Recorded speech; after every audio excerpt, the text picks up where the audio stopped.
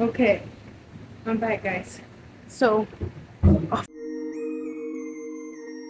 hello, welcome everybody. Today I'm gonna be creating an underpainting with gouache. I show y'all my little bottle of spraying water. I decided to use gouache because it's a little bit more cost efficient than oil paint. I used to start my paintings with burnt sienna or like yellow ochre, but you know we're in a recession right now, so we're gonna be using gouache. And here is my reference image. I decided to go with a no math grid today, and I placed the no math grid on the reference image, and then I also placed it on the panel. So with the grid, what it allows me to do is it lets me know what lies on each axis of the grid and the lines. So then I can transfer it successfully, hopefully, onto the panel.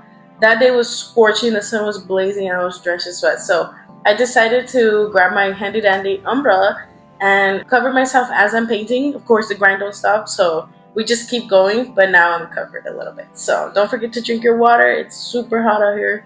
Definitely stay hydrated, guys.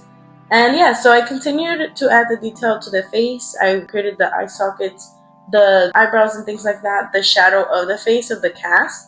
And then I decided to darken the hair, the features of the bottom of the face. And it's very interesting. So that in that moment I had finished my paint.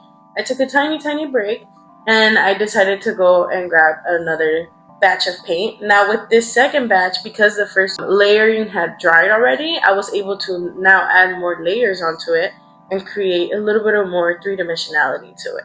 So the interesting thing with gouache is that it has a little bit of chalk in it, or white, which causes it to be a lot more opaque than a watercolor would be.